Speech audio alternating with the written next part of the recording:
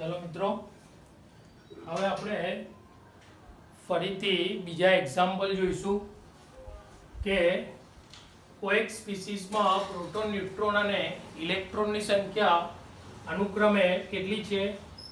11, 12 અને 10 છે. તો આ સ્પીસીસની શું શોધવાનું છે? તો સંજ્ઞા.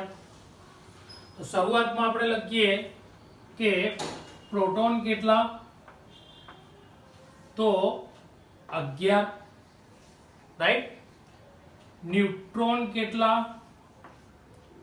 तो 12 અને ઇલેક્ટ્રોન કેટલા?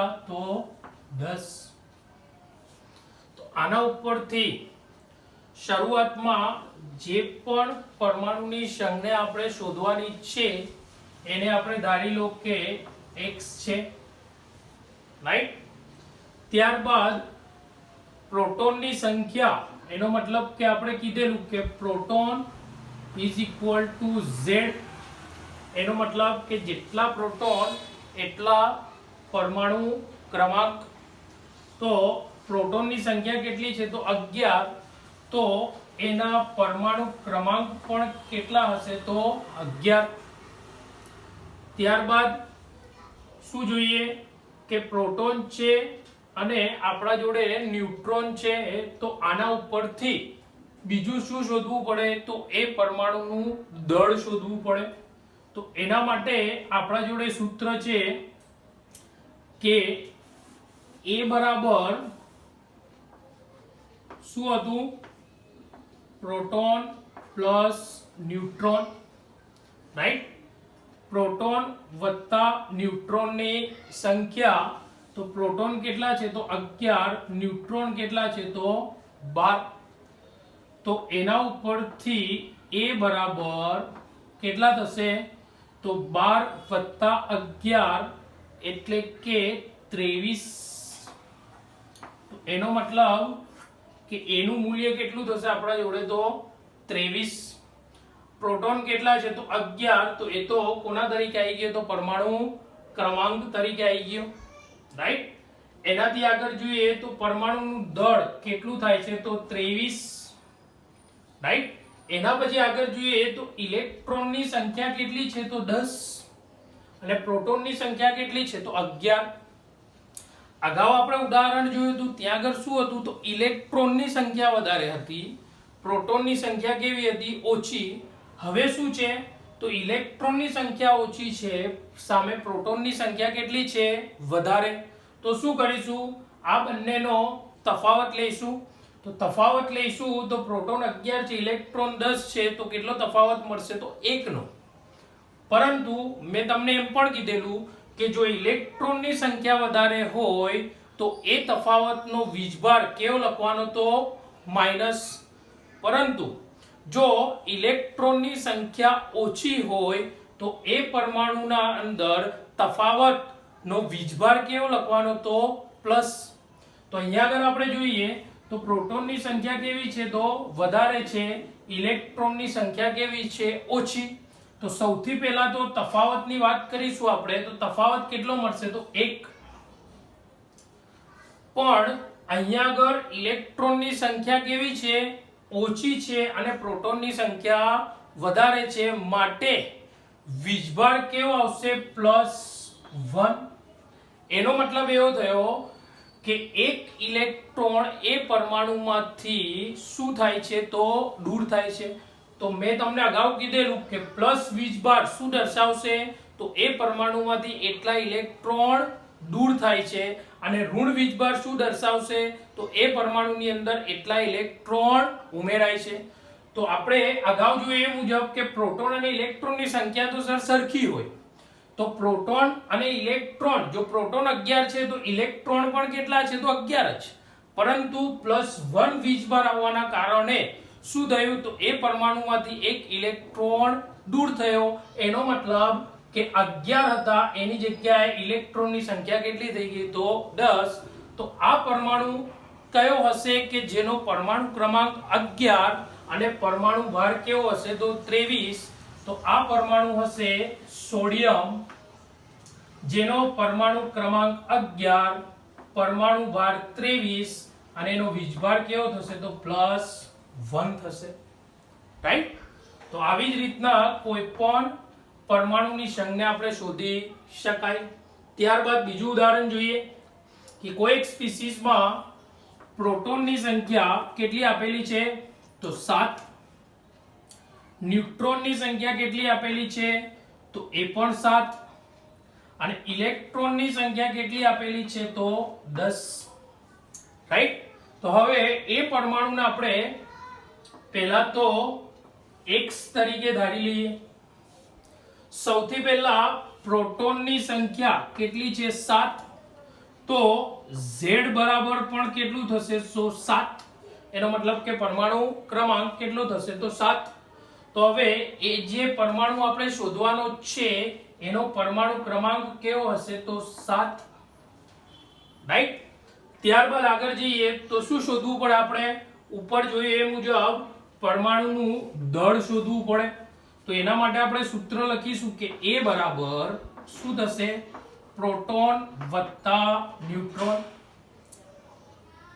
માટે પરમાણુનું દળ બરાબર પ્રોટોન કેટલા છે તો 7, ન્યુટ્રોન પણ કેટલા છે તો 7. તો 7 વત્તા 7 કેટલા થશે તો 14. તો એનો મતલબ એવો થયો કે જે પરમાણુ આપણે શોધવાનો છે એનું દળ કેટલું થશે તો 14. રાઈટ. ત્યારબાદ હવે વાત કરીએ આપણે કોની તો ઇલેક્ટ્રોનની. તો ઇલેક્ટ્રોનની સંખ્યા કેટલી છે તો 10, પરંતુ પ્રોટોનની સંખ્યા કેટલી છે તો 7. એનો મતલબ કે પ્રોટોનની સંખ્યા ઓછી છે સામે ઇલેક્ટ્રોનની સંખ્યા કેવી છે વધારે. તો બંનેનો તફાવત કેટલો મળશે તો 10 અને 7 એટલે કે 3 નો તફાવત મળશે આપણને. તો આ જે 3 મળ્યા આપણને તો એનો મતલબ કે પ્રોટોન જેટલા જ ઇલેક્ટ્રોન તો ઇલેક્ટ્રોન પણ કેટલા છે અહીંયા આગળ તો 10 છે. તો પ્રોટોન 7 છે તો ઇલેક્ટ્રોન પણ કેટલા હોય તો 7, પરંતુ ઇલેક્ટ્રોનની સંખ્યા એને કેટલી આપી છે તો 10. એનો મતલબ કે બીજા 3 ઇલેક્ટ્રોન એની અંદર ઉમેરાવા જોઈએ. તો આપણે અગાઉ કીધું એ મુજબ કે પ્રોટોનની સંખ્યા ઓછી છે અને સામે ઇલેક્ટ્રોનની સંખ્યા જો વધારે હોય તો જે પણ તફાવત મળે એ તફાવતનો વીજભાર તફાવત કેટલાનો મળે છે તો 3 નો, પરંતુ ઇલેક્ટ્રોનની સંખ્યા વધારે હોવાના કારણે એનો વીજભાર કેટલો મળશે તો માઈનસ. રાઈટ. એનો મતલબ એમ થયો કે પ્રોટોન જેટલા ઇલેક્ટ્રોન તો 7 છે, પરંતુ બીજા 3 ઇલેક્ટ્રોન અંદર ઉમેરાવાના કારણે કુલ ઇલેક્ટ્રોનની સંખ્યા કેટલી થઈ તો 10. તો આ પરમાણુ કયો હશે તો જેનો પરમાણુ ક્રમાંક 7 અને પરમાણુનું દળ 14, એવો પરમાણુ હશે નાઇટ્રોજન. એનો પરમાણુય દળ થશે 14 અને એનો વીજભાર કેટલો થશે તો -3. રાઈટ. ચલો ત્યારબાદ આગળ જઈએ તો કોઈ એક સ્પીસીસમાં પ્રોટોન, ન્યુટ્રોન અને ઇલેક્ટ્રોનની સંખ્યા તો અહીંયા આગળ આપણે લખીએ કે પ્રોટોનની સંખ્યા કેટલી છે તો 17. ચલો એના પછી ન્યુટ્રોનની સંખ્યા કેટલી છે તો 18 અને ઇલેક્ટ્રોનની સંખ્યા પણ કેટલી છે તો 18. રાઈટ. તો શરૂઆતની અંદર જેટલા પ્રોટોનની સંખ્યા તો Z એટલે કે પરમાણુ ક્રમાંક પણ કેટલો થશે તો 17. તો ધારી લો કે એ પરમાણુ કેવો છે તો X, જેનો પરમાણુ ક્રમાંક કેટલો થશે તો 17. અહીંયા લખી દઈએ આપણે 17. રાઈટ. ત્યારબાદ શું શોધવાનું આપણે ઉપર શોધ્યું એ મુજબ પરમાણુનું દળ શોધવાનું. તો A બરાબર શું થશે પ્રોટોન વત્તા ન્યુટ્રોન. તો માટે A બરાબર પ્રોટોનની સંખ્યા કેટલી છે 17, ન્યુટ્રોનની કેટલી છે તો 18. તો 17 વત્તા 18 કેટલા થશે તો 35. તો એનો મતલબ કે જે પણ પરમાણુ આપણે ધારેલો છે એ પરમાણુનું દળ કેટલું થશે તો 35 થશે. ત્યારબાદ હવે વાત આવે કોની તો પ્રોટોન અને ઇલેક્ટ્રોનની સંખ્યા સરખી નથી. તો બંનેનો તફાવત તો પ્રોટોનની સંખ્યા કેટલી છે તો 17 અને ઇલેક્ટ્રોનની સંખ્યા કેટલી છે તો 18, રાઈટ. બંને તો તફાવત કેટલો મળશે તો 1. પરંતુ અહીંયા આગળ ફરીથી ઇલેક્ટ્રોન અને પ્રોટોન બંનેની સંખ્યામાં કોની સંખ્યા વધારે છે તો ઇલેક્ટ્રોનની. અને જ્યારે પણ ઇલેક્ટ્રોનની સંખ્યા વધારે હોય તો વીજભાર કેવો લખવાનો તો માઈનસ, અને જો ઇલેક્ટ્રોનની સંખ્યા ઓછી હોય તો વીજભાર કેવો લખવાનો તો પ્લસ. તો તફાવત કેટલો મળશે બંનેનો 1, તો આપણે લખ્યા 1. પરંતુ એ બંનેની અંદર ઇલેક્ટ્રોનની સંખ્યા કેવી છે વધારે અને પ્રોટોનની સંખ્યા કેવી છે ઓછી, તો એ તફાવત કયો વીજભાર ધરાવશે તો -1 વીજભાર, એનો મતલબ કે ઋણ વીજભાર. તો આ પરમાણુ કયો હશે તો એ પરમાણુ હશે ક્લોરીન, કે જેનો પરમાણુ ક્રમાંક કેટલો થશે તો 17, પરમાણુનો ભાર એટલે કે એનું દળ કેટલું થશે તો 35, અને ઉપર શું આવશે તો વીજભાર કેવો આવશે તો -1, રાઈટ. ત્યારબાદ આગળ જઈએ આપણે, તો કોઈ એક સ્પીસીસમાં પ્રોટોન, ન્યુટ્રોન અને ઇલેક્ટ્રોનની સંખ્યા આપેલી છે. ફરીથી તો પ્રોટોન કેટલા છે 4, ન્યુટ્રોનની સંખ્યા કેટલી છે તો 5, ઇલેક્ટ્રોનની સંખ્યા કેટલી છે તો 2, રાઈટ. તો ફરીથી પ્રોટોનની સંખ્યા એટલે કે Z બરાબર કેટલા થશે તો 4. તો માટે ધારો કે પરમાણુ કેવો છે તો X.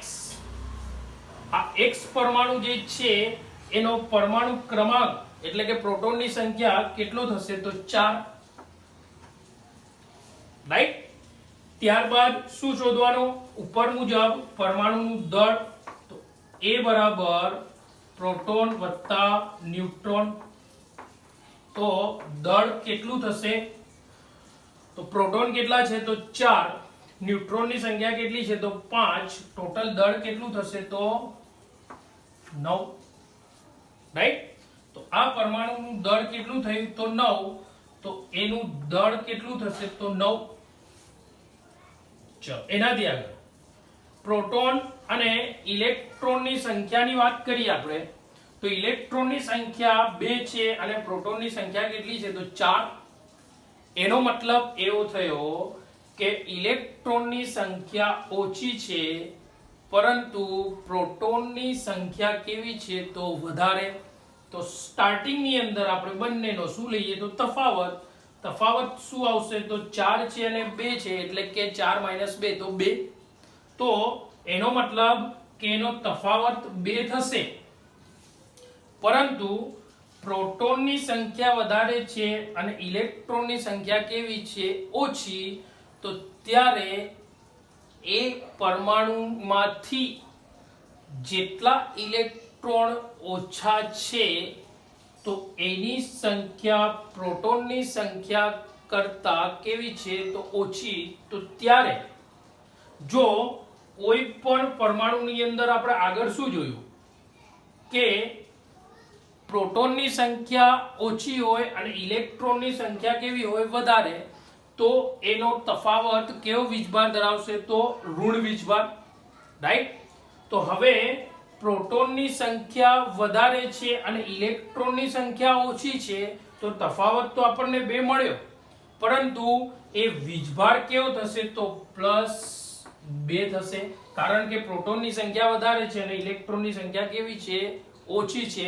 જો ઇલેક્ટ્રોનની સંખ્યા વધારે હોત તો વીજભાર કેવો લખતા માઈનસ, પરંતુ ઇલેક્ટ્રોનની સંખ્યા ઓછી હોવાના કારણે વીજભાર આપણે કેવો લખ્યો તો પ્લસ. તો માટે આ પરમાણુ કયો હશે તો ફોર એક્ઝામ્પલ બેરિલિયમ, જેનો પરમાણુ ક્રમાંક કેટલો હશે તો 4, પરમાણુ ભાર કેટલો હશે તો 9, અને એનો વીજભાર કેટલો થશે તો +2. એનો મતલબ કે 4 ઇલેક્ટ્રોન હતા એમાંથી 2 ઇલેક્ટ્રોન શું થાય છે તો દૂર થાય છે. તો માટે આ ઇલેક્ટ્રોનની સંખ્યા કેટલી મળી ગઈ તો 2, માટે એ પરમાણુ થશે કયો તો બેરિલિયમ. તો આ રીતે આપણે દરેક વધારાના પણ એક્ઝામ્પલ ની ચર્ચા અહીંયા આગળ કરી કે કઈ સ્પીસીસ ની અંદર કોની સંખ્યા વધારે હશે કોની સંખ્યા ઓછી હશે, એ પ્રમાણે પરમાણુ કેવા પ્રકારનો વીજભાર ધરાવશે, રાઈટ, કયા પ્રકારના એના પરમાણુ ક્રમાંક હશે, એના પરમાણુ દળ હશે, એના માટેની વાત કરી. ચાલો મિત્રો, અગાઉ આપણે ઘણા બધા પરમાણુની સંખ્યા શોધવા માટેના ઉદાહરણ જોઈ ગયા. ત્યારબાદ આગળનો ટોપિક આવશે કે વિદ્યુત ચુંબકીય વિકિરણનો તરંગ સ્વભાવ. તો સ્ટાર્ટિંગની અંદર વિદ્યુત ચુંબકીય વિકિરણ છે શું?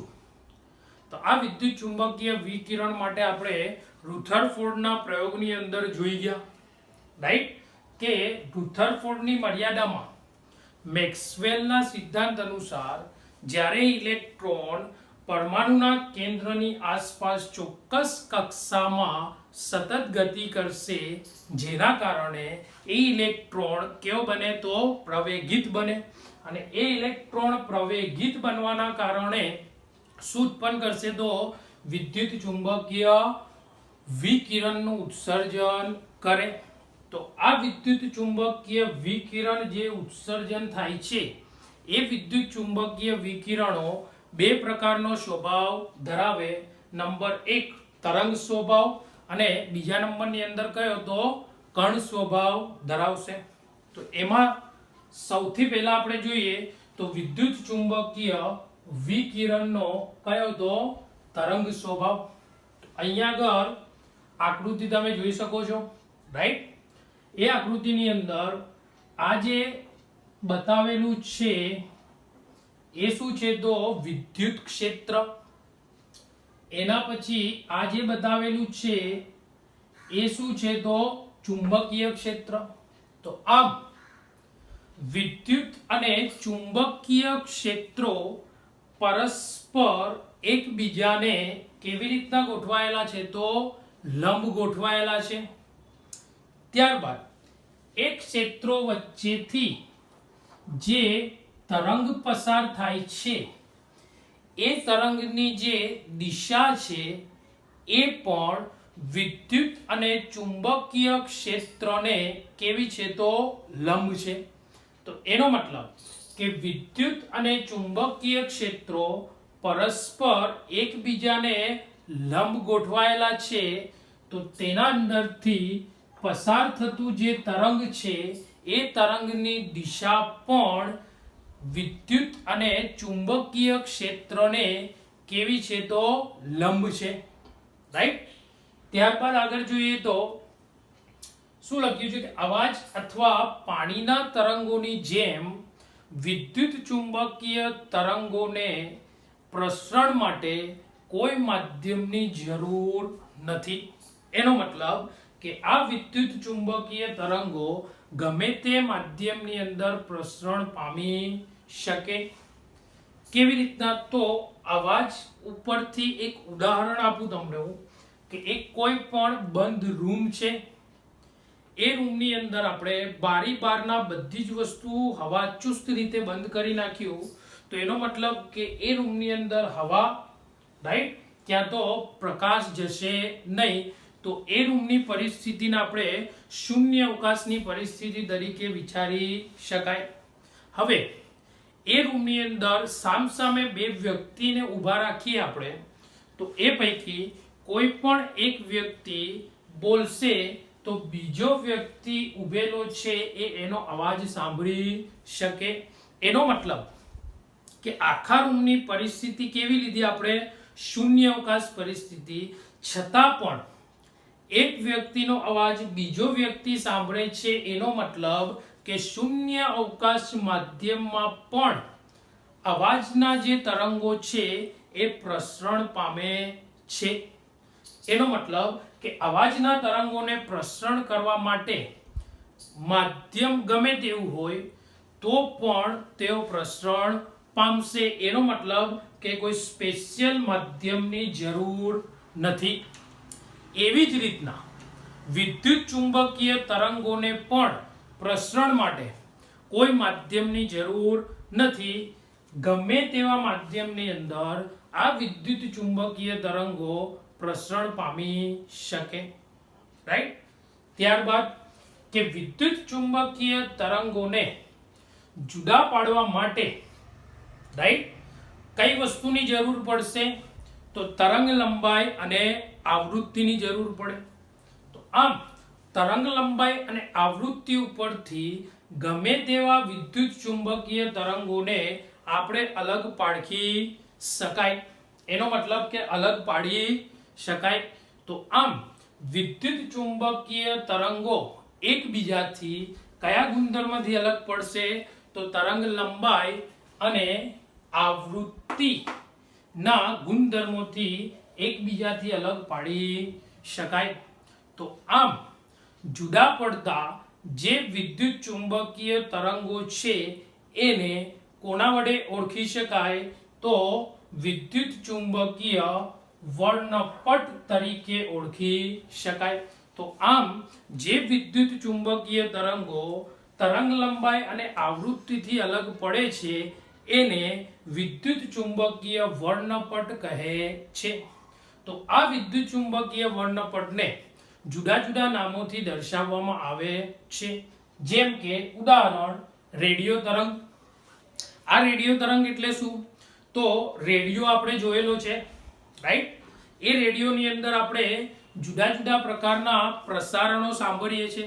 તો આ પ્રસારણો માટે જવાબદાર કોણ છે? તો રેડિયો તરંગ છે. તો આ રેડિયો તરંગોની કારણે આપણે રેડિયોની અંદર જુદા જુદા પ્રસારણો આપણે સાંભળી શકાય. ત્યારબાદ છે પારક તરંગ. આનો ઉપયોગ શું થાય? તો ગરમ કરવા માટે, રાઈટ. ત્યારબાદ છે પારજાંબલી તરંગ. એ આપણે જાણીએ છીએ કોણ? તો સૂર્યપ્રકાશના કિરણો, રાઈટ. તો આમ આ વિદ્યુત ચુંબકીય વર્ણપટને જુદા જુદા નામો જેવા કે રેડિયો તરંગ, પારક તરંગ, બીજા નંબરમાં અલ્ટ્રાવાયોલેટ, એનો મતલબ કે પારજાંબલી તરંગ, આ રીતને એને અલગ અલગ નામથી ઓળખી શકાય. કોને? તો વિદ્યુત ચુંબકીય વર્ણપટને. તો આમ આ જેટલા પણ તરંગોની આપણે વાત કરી, આ બધા જ તરંગો કેવા હશે? તો દ્રશ્યમાન હશે. દ્રશ્યમાન એનો મતલબ કે એને આપણે જોઈ શકાય તેવા હશે, રાઈટ. તો આમ વિદ્યુત ચુંબકીય તરંગોની જે લાક્ષણિકતા છે, રાઈટ, એ કોના ઉપર આધાર રાખે છે? અગાઉ આપણે જોયું કે તરંગ લંબાઈ અને આવૃત્તિ ઉપર આધાર રાખે છે. તો આમ તરંગ લંબાઈ અને આવૃત્તિ વચ્ચે સંબંધ દર્શાવતું એક ગાણિતીય સૂત્ર તાળવ્યું. કયું? તો લેમ્ડા બરાબર સી ભાગ્યા વી. જ્યાં લેમ્ડા શું છે? તો તરંગ લંબાઈની સંજ્ઞા છે. સી શું છે? તો પ્રકાશનો વેગ, જેનું મૂલ્ય કેવું છે? તો અચળ છે. કેટલું? તો 3 ગુણ્યા 10⁸ મીટર પર સેકન્ડ. ત્યારબાદ છે વી. તો વી શું છે? તો આવૃત્તિની સંજ્ઞા છે, રાઈટ. તો આ રીતના એક ગાણિતીય સમીકરણ અસ્તિત્વમાં આવ્યું. લેમ્ડા બરાબર સી ભાગ્યા વી, જ્યાં સી છે શું? તો પ્રકાશનો વેગ, જેનું મૂલ્ય કેટલું છે? તો 3 ગુણ્યા 10⁸ મીટર પર સેકન્ડ. ત્યારબાદ વાત કરીએ તો કોઈ પણ તરંગની તરંગ લંબાઈ જો શોધવી હોય તો એના માટે સૂત્ર મૂકીએ તો પ્રકાશનો વેગ તો કેવો રહેશે? અચળ. એનું મૂલ્ય આપણે ડાયરેક્ટ મૂકી દેવાનું છે. એના પછી એ તરંગ લંબાઈની આવૃત્તિ આપેલી હશે તો એ બંનેનો ગુણોત્તર લઈશું તો એ તરંગની શું મળશે આપણને? તરંગ લંબાઈ. અને જો તરંગ લંબાઈ આપેલી હોય તો એના ઉપરથી એ તરંગની શું શોધી શકાય? તો આવૃત્તિ શોધી શકાય. તો આમ તરંગની તરંગ લંબાઈ અને આવૃત્તિ પરથી શું આવશે? તો એ તરંગોની સંખ્યા આવશે. તો એ તરંગની સંખ્યાને વી ઉપર તીર, એનો મતલબ કે v12 તરીકે દર્શાવવામાં આવે છે. કોને? તરંગ સંખ્યાને. તો તરંગ સંખ્યા કોને કહેવાય? તો કોઈ પણ તરંગની તરંગ લંબાઈના વ્યસ્તને શું કહીશું? તરંગ સંખ્યા કહે છે. ફરીથી, કોઈ પણ તરંગની તરંગ લંબાઈના વ્યસ્તને શું કહે છે? તો તરંગ સંખ્યા કહે છે. જેનો એકમ શું થશે તો સેન્ટીમીટર ઇન્વર્સ થાય છે, રાઈટ. તો આ રીતે આપણે વાત કરી વિદ્યુત ચુંબકીય તરંગની. ફરીથી જોઈએ કે આકૃતિની અંદર શું છે તો વિદ્યુત અને ચુંબકીય ક્ષેત્રો પરસ્પર એકબીજાથી કેવા ગોઠવાયેલા છે તો લંબ, અને એમાંથી પસાર થતું જે તરંગ છે એ તરંગની દિશાને પણ બંને ક્ષેત્રો પરસ્પર કેવા છે તો લંબ છે, રાઈટ. ત્યારબાદ અવાજ અથવા પાણીના તરંગોની જેમ વિદ્યુત ચુંબકીય તરંગોને પણ પ્રસરણ માટે કોઈ માધ્યમની જરૂર પડતી નથી. એનો મતલબ કે ગમે તેવા માધ્યમની અંદર વિદ્યુત ચુંબકીય તરંગો પ્રસરણ પામી શકે, રાઈટ.